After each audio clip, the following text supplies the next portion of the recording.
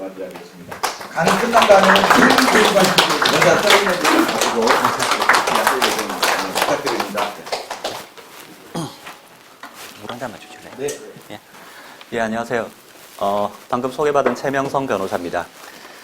제가 사실 어제 국회에서도 헌정기념학관에서 이제 비슷한 강연을 했는데, 그래서 오늘 이렇게 이제 강연 요청을 받고, 사실은 여기 올 때는 이제 문재인 대통령 탄핵 부분만 압축해서 얘기를 하는 게 어떨까라고 생각을 했었습니다. 그런데 이제 가만히 생각을 해보니, 박근혜 대통령 그 탄핵 과정이 지금 사실 보면 똑같이 벌어지고 있거든요. 그래서 이 과정을 한 번 더 살펴서 이제 앞으로 벌어질 문재인 대통령 탄핵에 어떻게 활용할 수 있을까, 그 부분도 사실 중요할 것 같아서 그 부분까지 같이 언급을 좀 해드리겠습니다. 제가 올 1월 달에 탄핵 인사이드 아웃이라는 책을 썼고요. 그래서 많은 분들이 봐주셨습니다. 그리고 11월 달에 지나간 탄핵, 다가올 탄핵이라는 책을 썼습니다. 이 책을 썼던 이유는 많은 분들이 다 아시겠지만 2016년 탄핵에서부터 시작된 여러 가지 일들로 인해서 지금 문재인 정권까지 들어선 거거든요. 그러니까 이 탄핵이 그냥 단순히 박근혜 대통령과 최순실 씨의 관계 때문에 벌어진 게 아니라 그때 이제 뒤에서 기획을 했던, 네, 감사합니다. 좀 볼륨을 좀 높여주세요. 기획을 했던, 잘 들리시나요? 더요? 예. 그 기획을 했던 단체들이 있었고, 그 기획을 했던 세력들이 정권을 잡은 이후에 이렇게 대한민국을 사회주의화 시키고 있다 라는 거를 설명을 드려야지 지금 사태가 어떻게 벌어졌고 이거를 해결하기 위해서는 뭐가 필요한지가 나올 것 같거든요.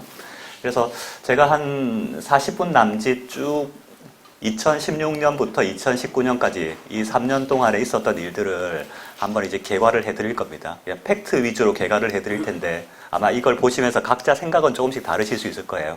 하지만 앞으로 어떻게 해야 되는가에 대해서는 아마 의견이 일치하실 거라고 저는 봅니다.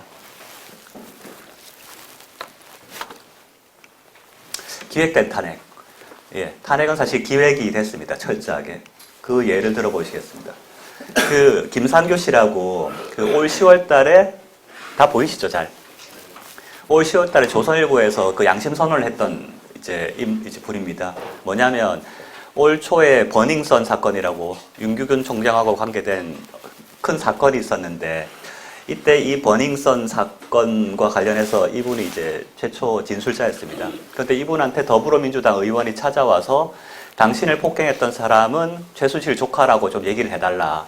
그렇게 해서 이 버닝썬 사태를 제2의 최순실 사태로 한번 터뜨려보자 라고 했다고 합니다. 근데 이분도 사실 그때 약간 마음이 흔들렸고, 그래서 양심설원자들 여럿하고도 만나고, 더불어민주당 의원, 시민단체 관계자랑도 만나고, 그래서 사실 많이 갈등이 많았다고 하더라고요. 많았고 만약에 이거 거부했을 경우에 본인 하고 있는 사업도 사실 위태롭고 해서 갈등을 하다가 그래도 양심의 발언을 하기 어렵다라고 해서 그냥 양심선언을 한 거거든요.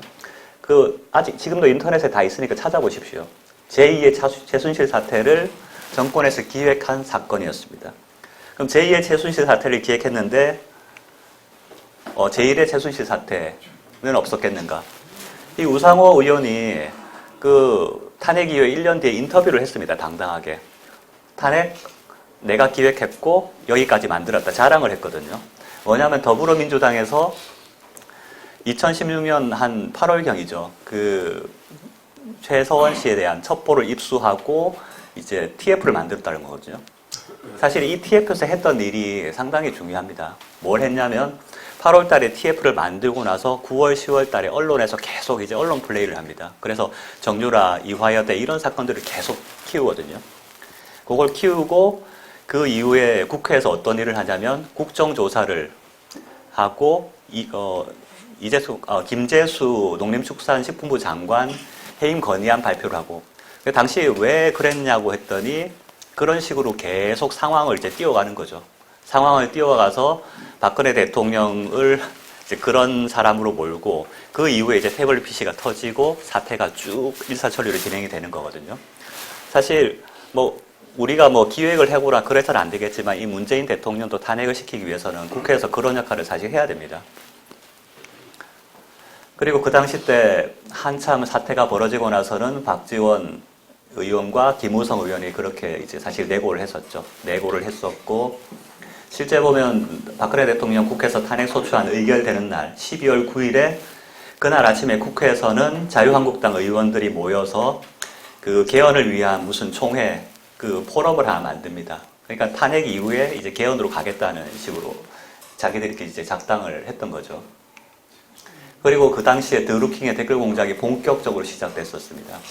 그 드루킹 사실 어마어마한 댓글 공작을 했고 여기 조영근 이사님께서도 그 많이 발표를 하셨는데 2016년 탄핵 당시부터 2018년까지 한 2년 남짓 되는 기간 동안에 거의 언론 기사 한 8만 개 가까이에 대한 댓글 작업 100 몇십만 개를 했고요. 뭐 좋아요 클릭 수가 거의 8,800만 개, 1억 개 가까이 됩니다. 그 사실 8만 개 기사라고 하면 감이 안 오실 텐데요. 그 기간 동안에 그 인터넷 포털 네이버 다음에 있는 우리가 볼 수 있는 이제 메인 페이지에 올라와 있는 그런 기사들은 다 마사지를 하셨다고 보면 됩니다. 그러니까 기사들이 우리가 보고 있는 인터넷을 통해서 보고 있는 기사들 그 댓글들은 다 드루킹의 손을 한번 거친 겁니다. 그런 식으로 해서 여론조작을 했거든요. 그 여론조작 때문에 뒤에서 말씀드리겠지만 문재인 당시 후보도 대통령이 될 수 있었고요. 그러니까 이게 사실 지금 울산시장 선거 개입, 선거 조작 얘기를 하는데 사실 뭐 이번 정권 들어서 모든 선거가 다 이런 식으로 조작이 됐습니다. 문재인 대통령은 대통령 당선될 때부터 이런 식의 드루킹의 힘을 받아서 도움을 받아서 사실 대통령이 된 거고요. 이게 너무너무 중요한 일인데 이거를 우파 국민들은 좀 등한시하는 경향이 있더라고요. 이 드루킹 판결이 이 항소심 판결이 24일에 있습니다. 예. 이번 달 24일에 있거든요. 그때 어떤 판결이 나오는지에 따라서 사실 이 정부 방향이 달라질 겁니다. 만약에 1심과 마찬가지로 드루킹과 김경수 지사가 유죄 판결이 나온다. 근데 1심 판결문에 보시면 거기에 문재인 대통령도 개입됐을 수 있다는 여러 가지 정황들이 잘 나와 있습니다. 그래서 그 판결이 유지된다라고 하면 이제 자유한국당에서는 그 대통령 특검을 가야죠. 그럼 과연 여기가 김경수 지사까지 해서 끝나는 문제냐? 아니면 그 윗선까지 개입이 된 거냐? 문재인 대통령이 개입됐다면 당연히 대선 무효고 내려와야 되는 거거든요. 그런데 이 2016년 탄핵 사태는 여기서 끝나는 게 아닙니다. 사실 북한과 중국까지 개입이 됐던 국제적인 사건이었거든요. 그래서 사실 체제전쟁이라고 볼 수 있는 건데 2016년 당시 어떤 일이 있었냐면 2월 달에 개성공단 폐쇄가 있었고요. 그리고 3월 달에 북한인권법 테러방지법이 통과가 됐습니다. 그리고 9월 달에는 박근혜 대통령이 김정은 참수부대를 창설을 했거든요. 그러니까 본격적으로 이제 싸움을 붙으려고 했던 거죠. 그리고 이제 10월 달에는 국군의 날 기념식에 북한 주민들, 군인들이여 자유 대한민국으로 오라라고 공개적으로 체제 전쟁을 선언했었습니다. 그러니까 이런 상황에서 북한이 가만히 있었을 리가 없죠. 북한은 그 2016년 3월 달에 조평통에서 박근혜 처단 이런 얘기를 본격적으로 하고 4월 달에는 박근혜 탄핵 얘기를 그때부터 본격적으로 합니다. 이 2016년 3, 4월이라고 하면 우리는 총선 국면이었고 탄핵의 탄자도 안 나오던 시기였습니다.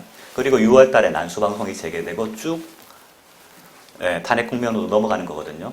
당시에 그 통일부에서 나온 월간 북한 동향 4월호인데 여기에 보시면 그런 내용이 있습니다. 신기하게도 북한에서는 이미 2016년 초부터 탄핵 얘기를 했었다. 그리고 난수방송이 16년 만에 재개가 됩니다. 이 난수방송 처음에 이제 그 국정원이나 관계자들도 이 난수방송이 16년 만에 재개가 됐는데 이 의미를 잘 몰랐다고 하더라고요. 그래서 단순히 그냥 뭐 국내 뭐 이간책이나 뭐 그런 정도로 생각을 했는데 나중에 보니까 이게 남한에 있는 고정 간첩들과 단체들한테 탄핵 준비를 시킨 거였다. 라는 게 밝혀진 거죠. 그래, 그거를 이제 통일부에서는 한 10월, 11월 정도 알긴 알았습니다. 그래서 이 통일부에서는 2016년 11월경에는 북한에서 이렇게 최순실 사건 연기해서 대북 정책 훼손을 시도한다. 남한에 있는 일부 단체들과 선별적으로 접촉을 시도해서 국론 분열을 시키고 있다라고 하거든요. 이 북한에서 선별적으로 접촉한 단체들이 뭐 민주노총부터 시작해서 다 촛불 집회에서 핵심이 됐던 세력들이죠. 그런데 이때 남한에 있는 이 세력들은 그렇게 올인을 했던 겁니다. 그리고 이제 중국도 당시에 뭐 사드 배치 문제나 이런 걸로 갈등이 있어서 박근혜 대통령 끌어내리려고 했거든요. 그러니까 실제 언론 기사에 보시면 촛불 집회 중국 유학생들 6만 명이 나왔다라는 게 있고, 당시에 2017년 1월에는 더불어민주당 의원들만 중국에서 초청을 해서 사실 이간책을 펴고 이런 과정이 있습니다. 뭐 단적으로 이번에 그 홍콩 집회 관련해서 한국의 대학생들이 대자보 붙이니까 중국 유학생들이 다 뜯어가려고 해서 막 대치하고 이런 상황들 언론에서 많이 보셨지 않습니까? 사실 중국이 이런 식으로 어마어마하게 작업을 많이 하고 있고, 지금 중국 유학생들뿐만 아니라 뭐 중국인들이 대한민국에 많이 들어와 있는데 대부분이 아마 이렇게 중국 공산당이 통제를 하고 지시를 하면 일사불란하게 따르는 형태인 것 같습니다. 그래서 당시 탄핵 국면에서도 중국이 아마 큰 역할을 했을 걸로 보이고 관련 기사들이 사실 많이 나와 있죠. 그래서 이렇게 중국, 북한이 나서고 그 더불어민주당을 비롯해서 JTBC가 이렇게 선동을 하니까 당시에 이제 온갖 언론 기사들이, 언론 오보들이 난무했지 않습니까? 오보와 루머들, 박근혜 대통령이 섹스를 했다느니, 죄송합니다.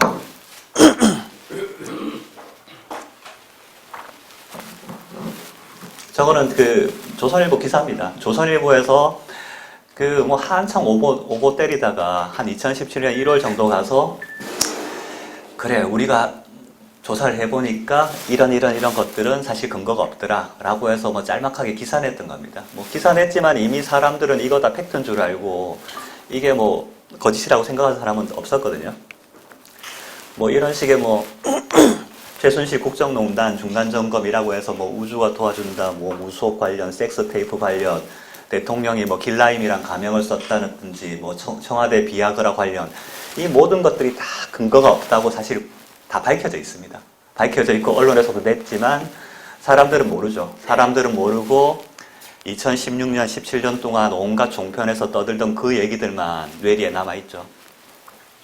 그래서 사실 탄핵이 가능했던 겁니다.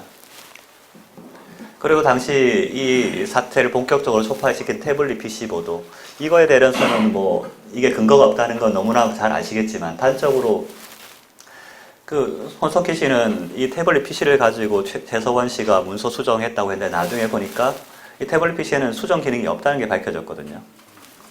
그리고 뭐 나중에 1년 뒤에 노승일 씨가 인터뷰를 했습니다. 야, 그 최순실 그 PC, 태블릿 PC 이거 가짜 아니냐 라고 하면서 손석희 씨가 밝혀야 된다는 얘기까지 했거든요. 이게 뭐냐면 10월 24일에 태블릿 PC 얘기 나오고 10월 27일에 고영태와 노승일이 만났는데 고영태가 태블릿 PC를 하나 들고 있더랍니다. 태블릿 PC를 들고 있는데 이거 그 최순실 씨한테 받은 거다. 그러니까 이제 노승일 씨가 야, 이미 그 JTBC에서 태블릿 PC 얘기 나왔다, 이제 넣으라고 하니까 이제 고영태가 아니 나는 태블릿 PC 가지고 있는데 저 태블릿 PC는 뭐냐 라고 해서 노승일 씨가 인터뷰를 한 거거든요. 야, 손석희 태블릿 PC 그거 뭐냐, 조작이냐 뭐냐 밝혀라 라고 했는데 아직까지 안 밝히고 있죠. 그래서 어쨌든 이런 태블릿 PC를 비롯한 각종 선동을 해서 이제 촛불 집회가 일어났고, 저렇게 대통령 모형에다가 그걸 죽창에 꽂아서까지 들고 다니는 사태까지 벌어졌습니다. 거의 뭐 단도대까지 등장하고요. 거의 광기의 시절이었죠. 그러니까 이런 사태까지 만들어 놓으니까 그 이후에는 뭘 해도 가능했던 겁니다. 당시에 검찰이 그러니까 먼저 등을 돌렸죠. 어차피 임기 말 대통령이었고 보니까 지지율도 낮더라. 우리가 저기에 충청할 필요는 없다라고 해서 그 최서원 씨와 안종범 씨의 공소장에다 대통령과 공모하여라 하는 한 줄 딱 박았죠. 근데 사실 그 공소장을 보면 박근혜 대통령이 뭘 했다는 얘기는 전혀 없습니다. 그냥 대통령과 공모하여 그거 하나만 딱 있는데, 이걸 가지고 아, 대통령이 공모한 게 팩트구나 해서 또 온 언론에서 사실 선동을 했죠. 그리고 당시에 검찰을 어쨌든 자제시켜야 할 법무부 장관은 사퇴를 했습니다. 이 법무부 장관뿐만 아니라 당시에 뭐 주요 청와대 인사들 다 손을 뗐거든요. 그래서 뭐 사실 내부에서부터 어찌 보면 무너졌습니다. 그리고 이제 국회에서는 뭐 그때부터 본격적인 선동이 시작되는 거죠. 저기 그 표창원 의원 뒤에 있는 더러운 잠, 그 박근혜 대통령 뭐 사진을 누드화에 합성한 사진인데 저런 걸 버젓하게 국회에 전시를 해도 아무렇지 않은 세상이 돼버렸던 거죠. 저때 이미 게임은 다 끝났습니다. 저때 표창원 의원이 왜 저렇게 할 수 있었었냐? 저렇게 해도 대부분의 국민들이 박수를 쳤습니다.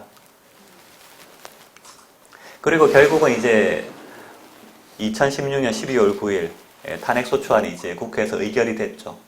의결이 됐는데 중요한 건 이제 6일 만에 의결이 됐다는 겁니다. 12월 3일에 소추안이 올라가서 6일 만에 이제 의결이 됐거든요. 딱 9일에. 그 6일 걸렸는데 당시 아무런 사실조사도 없었죠. 사실조사 없이 그냥 자기들끼리 그냥 뭐 합의하고 뭐 사람 빼오고 뭐 그러는 과정만 거쳐서 그냥 한 겁니다. 원래 이제 탄핵소추안을 의결하려면 뭐 어쨌든 6개월이나 1년이나 최소한 조사를 하고 그런 과정을 거쳐야 되는데 그런 조사 절차가 전혀 없었기 때문에 실제 그 탄핵소추안에 붙었던 자료 21개 중에 15개가 언론기사였지 않습니까? 그 언론기사는 사실 다 오보와 루머로 점철됐던 거였고. 그러니까 그런 거에 의해서 그냥 그 박근혜 대통령이 이제 파면이 사실상 된 거거든요.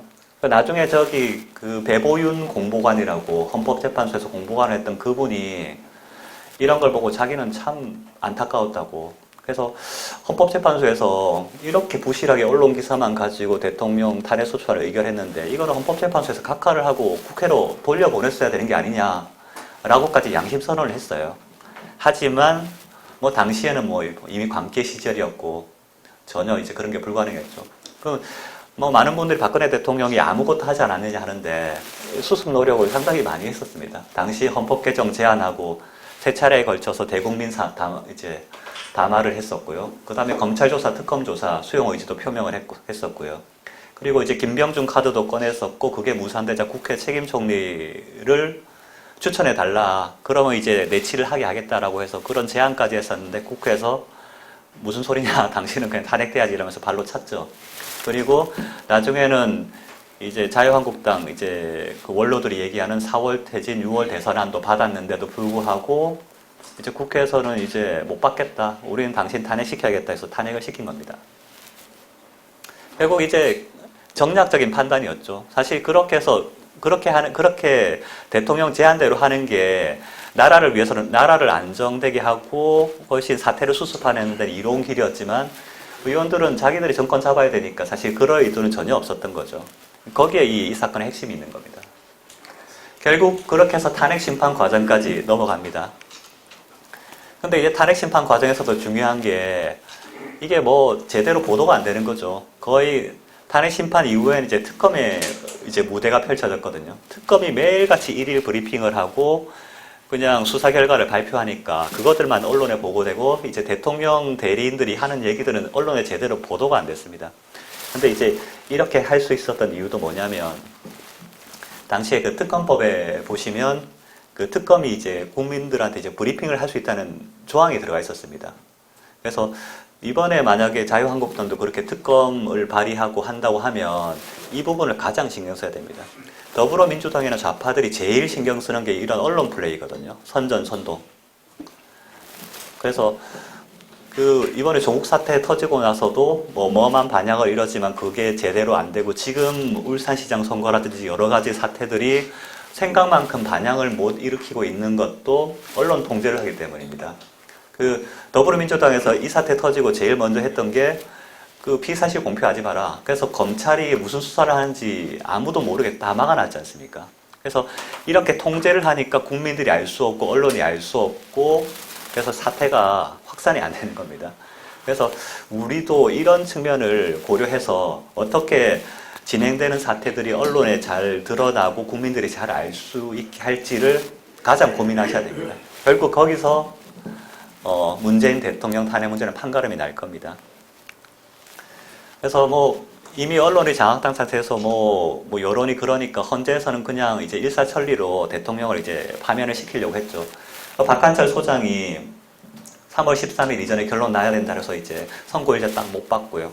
이때 못 받았던 이유가 3월 13일 지나가면 이정미 재판관이 퇴임을 하거든요. 그럼 이제 재판관이 7명밖에 안 되니까 2명만 파면에 탄핵에 반대해도 사실 이제 기각이 됩니다. 그런 사태를 막기 위해서, 그러니까 3월 13일 전에 결론 나야 된다라고 한 거는 박근혜 대통령 꼭 파면돼야 된다라는 말하고 사실 같다고 보시면 됩니다. 반면에 이런 얘기도 있거든요. 그럼 이정미 재판관 퇴임하면 후임 재판관 또 선임하면 안 되느냐라고 하는데, 그거는 진짜 당시 더불어민주당에서 극구 반대했죠. 왜냐하면 이제 선임 권한이 그 대통령 권한 대행한테 있었으니까 그건 못하겠다는 거거든요. 그러니까 새로운 헌법재판관 들어오는 건 못하겠고, 어쨌든 있는 상태에서 빨리 결론 내려라, 내리고 탄핵하라 라고 뭐 여론도 그랬고 정치권도 그랬고 수없이 압박을 했는데 거기에 사실 굴복을 했던 거죠. 그래서 박한철 소장이 이 얘기를 하고 나서 이 이후에 헌재에서는 그 고영태 녹음 파일도 이제 기각을 하고, 이 파일에 보면 이제 고영태, 김수현 일당이 최소원 씨한테 받을 게 없으니까 이거 사태 한번 빵 터뜨려서 자기들이 재단 갖자는 내용들이 다 있거든요. 어찌 보면 이 탄핵 문제를 촉발시킨 핵심적인 내용이었는데 헌법재판소에서는 그냥 뭐 검증 신청을 기각을 해버렸습니다. 그리고 뭐 태블릿 PC 관련해서도 뭐 감정 요청 이런 것도 다 기각을 했고요. 사실 탄핵 문제 핵심을 밝히려면 이런 것 다 필요하거든요. 그리고 증인도 무더기로 이제 기각을 해버리고, 고영태도 우리가 뭐 증인 채택 기각하고 뭐 이런 식으로 사실 할 수 있는 게 아무것도 없었습니다. 그래서 이제 당시 이제 대리인들이 하다 못해서 야, 강인원 재판관 너무하지 않냐라고 해서 기피 신청을 했더니 뭐 자기들끼리 한 5분 모여서 그냥 회의하는 척하더니 바로 나와서 또 기피 신청 기각 그냥 해버리고 말더라고요. 그렇게 해서 이제 박근혜 대통령이 이제 탄핵이 됐습니다. 사실 너무너무나 이제 말도 안 되는 절차를 통해서 탄핵이 됐는데, 뭐 대부분의 국민들은 그래도 재판관들이 뭐 나름 뭐 심사숙고를 탄핵하지 않겠느냐라고 대부분 생각을 하죠. 뭐 중도나 좌파 국민들 포함해서 많은 분들이 그렇게 생각을 하시거든요. 그런데 이 탄핵되고 나서 이게 끝이냐? 이게 끝이 아니었거든요. 사실 그 정권이나 정치권 입장에서 보면 박근혜 대통령 탄핵은 시켰지만 이대로 그냥 놔두면 또 뭐 어떻게 될지 알 수 없다. 좀 두려움이 있었던 것 같습니다. 그래서 이제 끝까지 이제 구속을 시키려고 했던 거죠. 그래서 형사재판까지 넘어갑니다. 그래서 이제 검찰에서 바로 박근혜 대통령 조사를 시작했죠. 사저로 돌아온 지 열흘 만에 이제 나와라 라고 통지를 하고 바로 2017년 3월 달에 조사를 하고 구속을 시켜버립니다. 그리고 이제 재판을 시작하는데, 이 재판도 사실 말도 안 되는 게 이제 영장 기록만 12만 페이지거든요. 그러니까 이때 사실 트럭 기소라는 말이 나왔습니다. 그 대통령 이제 변호인들 저 포함해서 7명밖에 안 됐는데, 이 7명이 12만 페이지 기록을 다 보고 뭐 증인 신문하고 반박하고 하기엔 시간이 턱없이 부족한 거예요. 그런데 이제 법원에서는 주사회 재판을 강행했죠. 사실 그 기록 보고 제대로 재판 준비하려면 이제 일주일에 한 번 내지 2번 재판을 해도 빠듯한데, 무조건 그냥 주사회 재판 불러내는 거죠. 왜냐하면 이 형사재판도 당시 재판관이 빨리 끝내려고 했거든요. 뭐 어쨌든 결론을 정해놨던 상황이었기 때문에 어쨌든 빨리 유죄 판결 내리고 뭐 정권에 충성을 하려고 했던지 어땠는지 모르겠지만 그런 상황이었습니다. 사실 이 주사회 재판 뭐 사실 저같이 젊은 변호인도 정말 힘들었거든요. 체력적으로.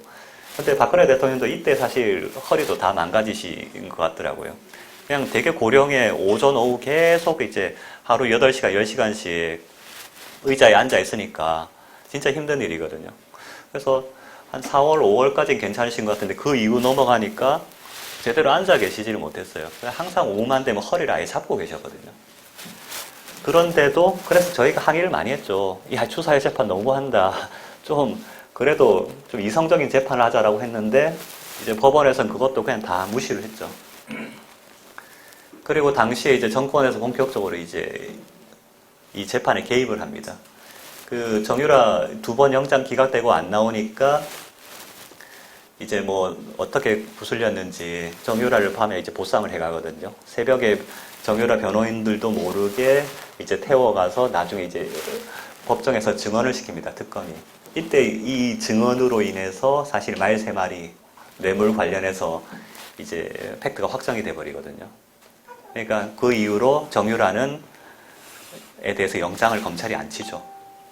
그러니까 뭐 어찌 보면 참 잔인한 일이고 사실 자기 어머니한테까지 나쁜 얘기를 하게 시킨 건데 뭐 어쨌든 뭐 되게 잔인한 정권입니다. 그리고 이제 그걸로도 모자라서 청와대에서는 이제 당시 캐비넷 문건을 이제 공개를 해버리죠. 그리고 이거를 대통령 형사재판에 다 이제 오픈을 시켜버리거든요. 이게 대놓고 이제 법원 이제 재판장을 압박을 한 겁니다. 그래서 이 캐비넷 문건 뭐 캐비넷 안에 들어있었다고 하는데 당시 마지막 민정수석이었던 이제 조대한 민정수석 얘기를 들어보면 당시에 2번, 3번 다 확인했다는 거거든요. 원래 정권 넘겨줄 때 그렇게 캐비넷 문건 확인하고 이런 건 정말 기본 내 기본입니다. 그래서 저 문건은 사실 그냥 캐비넷에서 나온 게 아니라 이거를 갖고 있다 누군가가 사실 청와대에 이제 그냥 갖다 바치고 어쨌든 뭐 그렇게 한 건데 그걸 가지고 저렇게 포장을 한 거죠. 근데 저거 가지고도 어마어마하게 이제 언론 플레이를 했죠. 그걸로 끝난 게 아니라 그 세월호 문건 관련해서 긴급 발표됐었죠. 저 날이 언제였냐면 보시면 2017년 10월 12일입니다. 박근혜 대통령 추가 영장 나오기 하루 전날이거든요. 박근혜 대통령 영장이 이제 추가 영장이 안 나오고 그냥 풀려날까 겁이 나서 임종석 비서실장까지 긴급하게 나와서 이제 브리핑을 했던 겁니다. 이 정권이 이 정도였습니다. 이렇게 대놓고 계속 끊임없이 재판에 개입하고 압력을 행사했거든요. 결국은 이제 다음날 대통령 추가 구속영장이 나왔죠. 그리고 이제 대리인단은 총사퇴였고 박근혜 대통령은 이때부터 재판 거부를 하고 있거든요. 이 정치보복이라는 표현을 이때 처음 쓰셨죠. 이 정치보복은 이제 저에게서 마침표가 찍어졌으면 좋겠습니다. 뭐 지금 구속되어 있는 기업인들과 그런 공무원들은 다 그냥 풀어주시고 모든 책임은 제가 지겠습니다라고 이때 말씀을 하시고 이날 이후 지금까지 재판 거부를 하고 있죠. 그래서 지금 진행되고 있는 재판은 사실 박근혜 대통령이 한 번도 나간 적이 없습니다. 한 번도 나간 적이 없고 형식적으로 이제 국선 변호인이 선임돼서 그냥 재판을 하고 있는데 박근혜 대통령 국선 변호인도 한 번도 만난 적이 없어요. 그러니까 자기들끼리 그냥 재판을 하고 있는 겁니다. 그럼 이런 탄핵 사태의 최대 수혜자가 누구냐? 뭐 다들 아시겠지만 문재인 대통령과 북한입니다. 문재인 대통령 당시에 2016년 10월 16일이 기사거든요. 당시에 그 송민순 회고록 의혹으로 상당히 어려웠죠. 이때 거의 이 사태로 인해서 정치 생명이 거의 끝날 위기였습니다. 근데 이 사태가 어떻게 극복됐느냐? 드루킹이 이거 증언한 게 있거든요. 이 사태 터지고 나서 자기들 댓글 부대가 3일 밤낮 없이 댓글 작업을 했다. 그리고 3일 만에 여론을 뒤집었다. 라는 얘기를 합니다. 그리고 이 사태 터지고 나서 일주일 뒤에 JTBC 태블릿 PC가 공개되죠. 그러니까 탄핵 국면으로 본격적으로 넘어가면서 이 사태가 그냥 묻혀버린 겁니다. 이게 과연 우연일지는 한번 다들 생각을 해보시면 좋겠습니다. 그리고 당시에 이 탄핵 국면 넘어갈 때쯤에 미국에서는 북폭을 기획을 하고 있었거든요. 그 밥 우드워드라고 그 미국 언론인인데 당시에 5차 핵실험, 9월 9일 5차 핵실험 이후에 미국에서는 이제 선제 타격을 심도 깊게 검토했다라는 상황이었고요. 근데 마지막에 이제 포기를 하죠. 그리고 이런 얘기들이 이제 한국에도 들어오니까 박근혜 대통령도 사실 거기에 보조를 맞춰서 국군의 날에 이제 북한 주민들, 군인들이 다 자유 대한민국으로 오라라고 선언을 하고 북한이랑 본격적으로 체제 전쟁을 하려고 이제 기획을 하는 거죠. 당시에 이제 또 언론 기사에 보시면 박근혜 대통령의 메시지는 오로지 북한이다. 당시에 이제 더불어민주당에서는 뭐 여러 가지 뭐 미르 재단 케이스 보지를 다 막 띄우고 있을 때거든요. 하지만 이제 청와대에서는 거기에는 관심이 없고 오로지 북한과 대북 문제에만 집중하고 있었다라는 기사입니다. 당시에 이런 상황이었죠.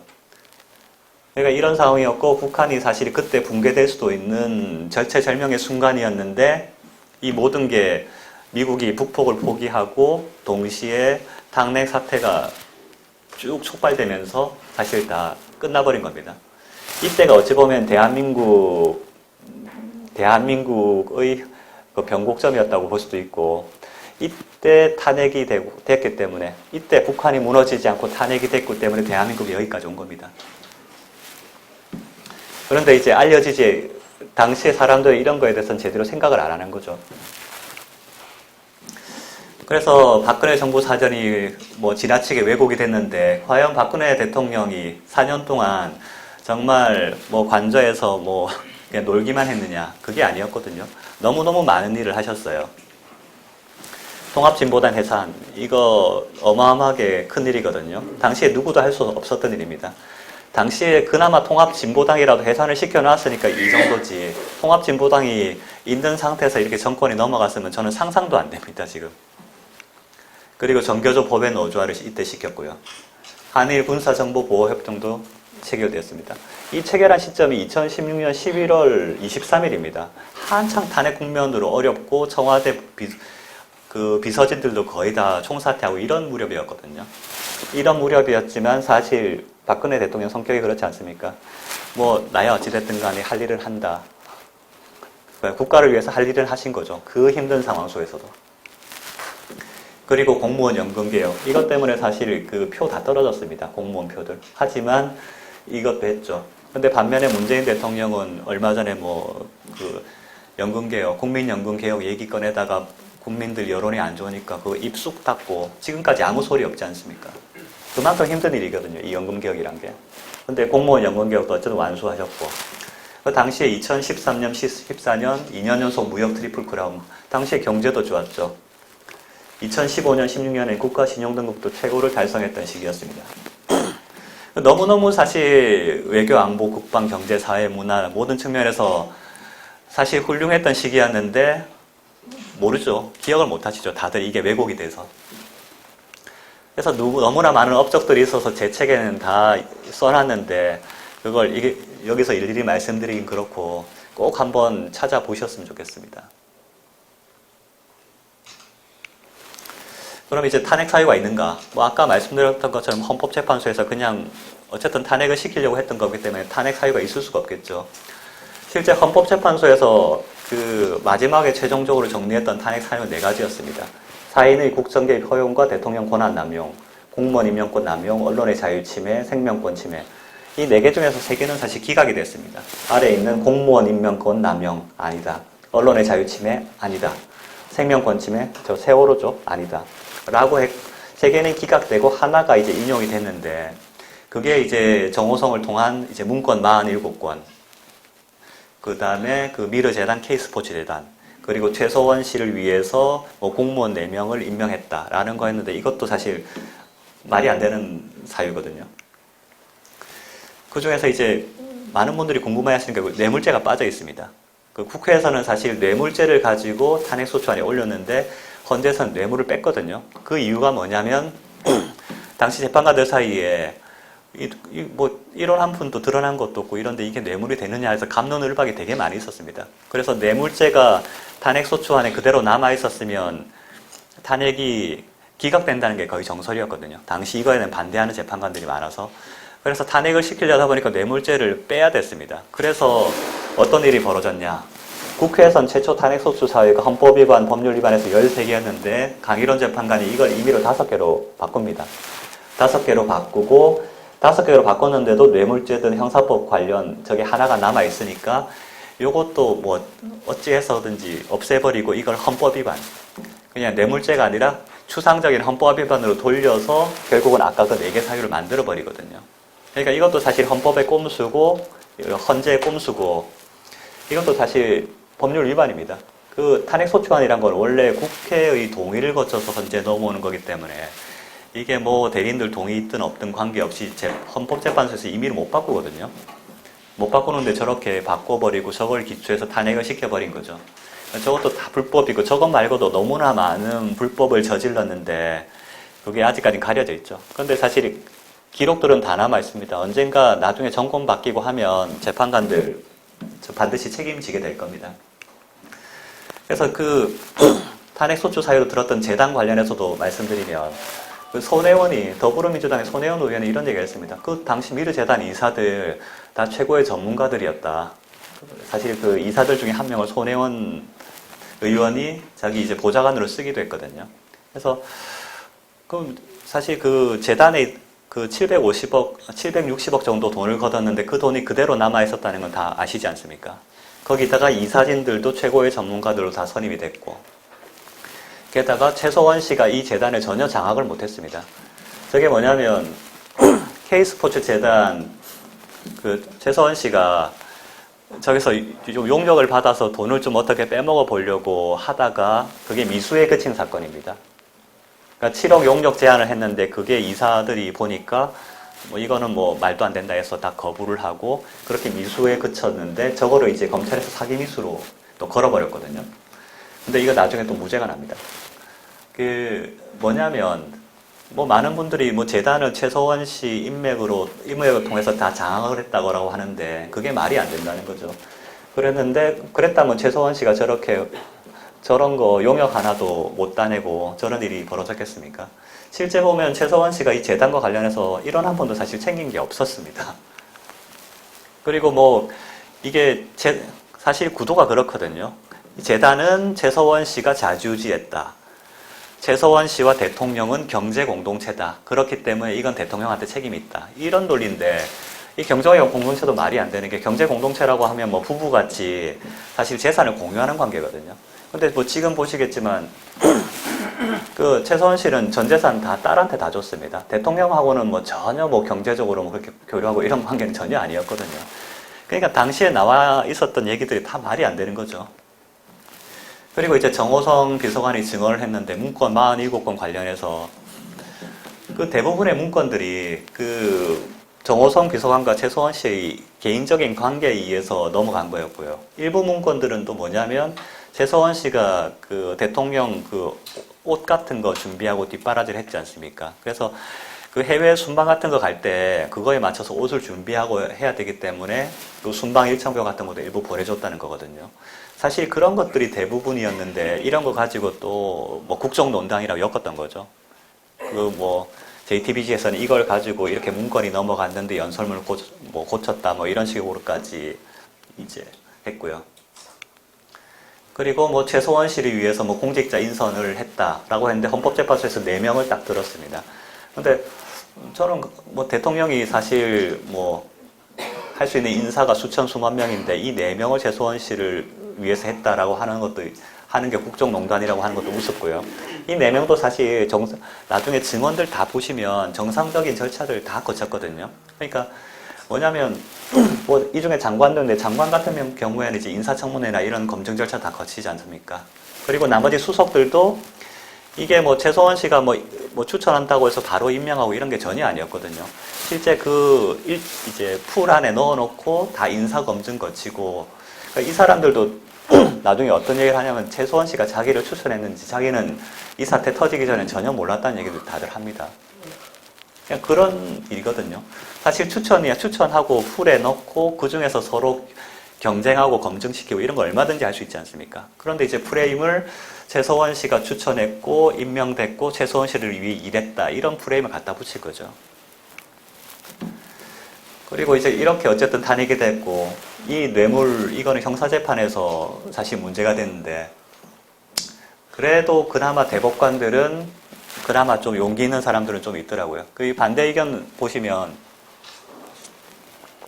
이번에 파기환송 판결입니다. 이게 뇌물이 그 말 3마리랑 뭐 동계스포츠 영재센터 묵시적 청탁 얘기 나오는 건데 그 대법관 3명이 뭐라고 얘기하냐면 말 3마리 관련해서 독일에 있는 정유라에 대한 승마 지원 뭐 이라는 뇌물은 성질상 대통령이 필요로 하거나 향유할 수 있는 이익이 전혀 아니다. 대통령이 이익을 취했다는 건 전혀 드러난 게 없다. 이게 대법관들이 하는 얘기거든요.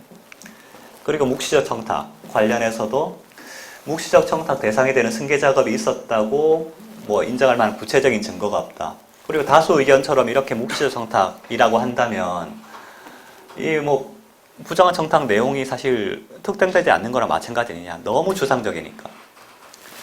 그러니까 이 묵시적 청탁이라는 것도 뭐냐면 이재용 부회장과 대통령이 독대를 했는데 뭐 청탁을 전혀 안 했던 거예요. 청탁을 전혀 안 하고 다른 얘기만 하니까 그냥 묵시적으로 그냥 그 자리에 앉아 있었고 뭐 나중에 뭐 일을 진행되는 걸 보니까 그냥 청탁이 있었던 거 아니냐 그냥 그 정도로 얘기하는 거거든요. 그냥 서로 이제 명시적으로 얘기를 한 바도 전혀 없는데 그냥 묵시적 청탁이라고 해서 그냥 인정을 해버린 겁니다. 그러니까 그거를 대법원 반대 의견이 야 이런 것까지 청탁이라고 하는 게 말이 되냐라고 해서 얘기를 했던 거거든요.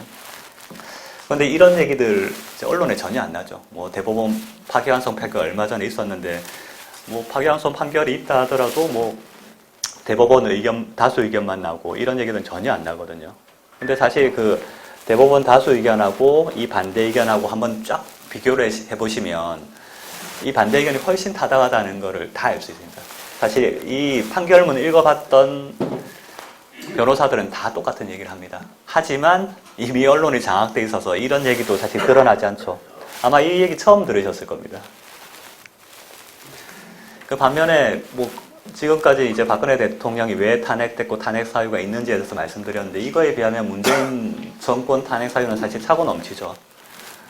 차고 넘치는데 보시면 이제 문재인 정권은 이게 뭐 박근혜 대통령 탄핵 사유와는 차원이 다르죠. 아예 대한민국 그 존립 기반 자체를 흔들고 있거든요. 그래서 대한민국 계속성 침해, 국가안보 무력화, 사법권 독립 침해, 여론 조작, 반자유주의 경제정책, 블랙리스트, 직권남용. 그리고 이런 행위들이 사실 헌법재판소가 박근혜 대통령의 경우에는 이제 헌법 수호 의지가 분명하게 드러나지 않는다라고 했는데 문재인 대통령은 아예 헌법 수호 의지 자체가 없죠. 헌법을 사실 부정하고 있지 않습니까?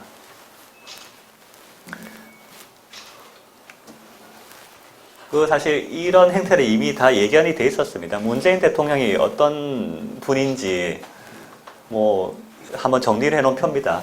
대통령이 되기 전에 이미 국가보안법 폐지 주장했고 연방제 통일 주장했고요. 주한미군 철수는 북한이 동의하는 한도 내에서 가능하다라고 얘기를 했습니다. 미북 평화협정 체결 주장했고 국정원 해체, 한총련 옹호, 통합진보당 옹호, 당의 기각 시 혁명밖에 없다라는 주장까지 했던 분이죠. 그리고 이제 대통령이 된 이후에 전대협 운동권 출신 청와대 집중 배치했고요. 그 다음에 친중국 노선 추구하고 있지 않습니까? 국가보안법 무력화시키고 국정원 대공수사 부문도 이제 무력화시켰죠. 기무사는 아예 해체를 하고 그 과정에서 이재수 기무사령관이 이제 돌아가셨죠. 그리고 뭐 신영복, 간첩 신영복을 존경한다고 대놓고 얘기를 하고 뭐 그런 상황입니다. 그런 상황에 있어서 저는 이제 이게 어찌 보면 나중에 문재인 대통령 탄핵되면 제일 쉬운 사유가 아닌가. 그 탈북민 2명을 강제로 북송시킨 사건이거든요. 잘 아시죠? 그 탈북민도 대한민국에 들어왔고 귀순 의사를 밝힌 인사 대한민국 국민입니다. 그러니까 대한민국 국민을 안대를 씌워가지고 재가를 준비해서 판문점을 통해서 북송을 시켜버렸거든요. 그래서 이거는 뭐 형사적으로 살인죄도 해당되는 사건입니다. 그 우리 말하는 뭐 세월호 사건하고 사실 비견될 만한 사건인데 세월호 사건은 얘들이 어떻게 걸었냐면 대통령이 세월호 7시간 동안 뭐 그냥 관저에서 제대로 대응하지 못했다라고 해서 생명권 침해라고 사실 걸었거든요. 그래서 그거 기각이 됐지만 그거 반면에 이거는 아예 대한민국 국민을 그냥 사지로 몰아넣은 사건이거든요. 고의로. 그러니까 이거는 명백한 생명권 침해고 형법상으로도 나중에 정권 바뀌면 이거는 살인죄 사망했으면 살인죄고 사망 안 했으면 살인미수죄죠. 이 반드시 이제 걸 수 있는 사안입니다. 그리고 이제 울산시장 선거 개입 의혹. 이것도 이제 너무너무 큰 사태고 누가 보더라도 이제 이 문재인 대통령 친구 사건에 문재인 대통령이 개입 안 했을까요? 당연히 개입했거든요. 거기다 이 울산시장 선거 개입만 있었느냐? 훨씬 많은 게 있었을 걸로 선거 개입이 있었을 걸로 추정이 됩니다. 그리고 드루킹 대선 개입. 이것도 이제 제가 24일 날 결론이 날 거라 말씀드렸는데 이 드루킹이 사실 드루킹이 문재인 대통령이 되는데 결정적인 역할을 했습니다. 아까 잠깐 말씀드렸던 송민순 회고록 의혹뿐만 아니라 대선 국면에 접어들었을 때 문재인 대통령 반드시 될 거란 그게 없었거든요. 당시 기억을 떠올려 보시면 안철수 후보가 확 치고 오르면서 거의 문재인 대통령 지지율 넘을까 말까 하는 상황이었습니다. 그때 어마어마하게 드루킹 이 댓글 공작을 했거든요. 그때 MB 아바타라고 해서. 그래서 그 문재인 대통령과 토론해야 하는 그 순간에 이제 안철수 의원인 제가 MB 아바타입니까? 라고까지 얘기를 하는 거죠.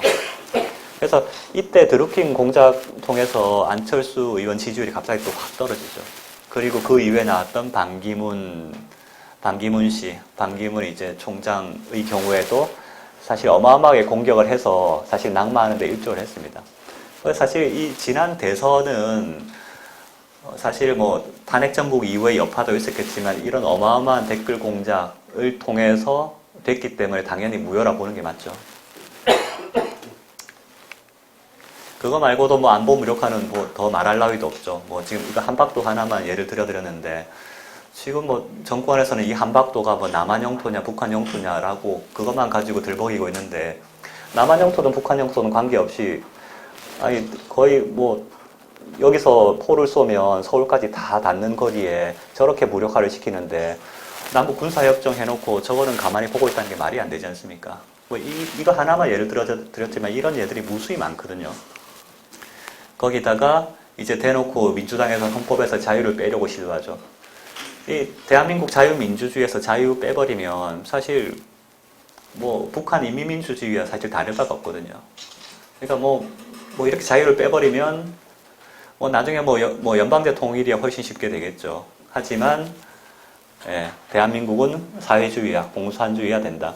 저 헌법적인 자유 하나 빼는 거 상당히 그냥 단순하게 생각을 하시는 분들도 있는데 저거 빼고 나면 그 이후에는 모든 게 일사천리입니다.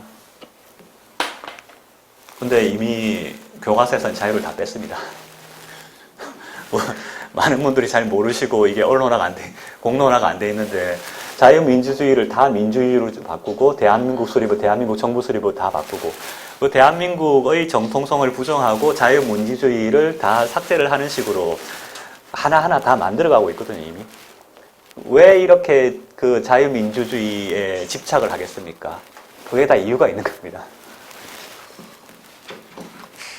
그것뿐만 아니라 뭐 환경부 블랙리스트 사건도 지금 뭐 제대로 밝혀지지 않고 있지만 이런 것 포함해서 탄핵 사유는 사실 차고 넘칩니다. 차고 넘치는데 과연 우리가 이런 탄핵 국면으로 만들어낼 수 있느냐 이게 문제거든요. 그래서 그래도 지금은 이제 시기가 성숙됐고 뭐 우연과 필연이 이제 결합해서 뭐 사실 탄핵을 시킬 수 있는 상황으로는 가고 있습니다. 다만 이번 기회를 실기하고 만약에 내년 총선에서 진다고 하면 이제는 사실 더 이상 기회는 사실 없을 것 같습니다. 그래서 너무너무 중요한 시기이기 때문에 뭐 우파 시민들도 할 수 있는 건 다 해야 된다. 그런 마음가짐으로 앞으로의 몇 달, 6개월을 임해야 될 것 같습니다. 예, 감사합니다.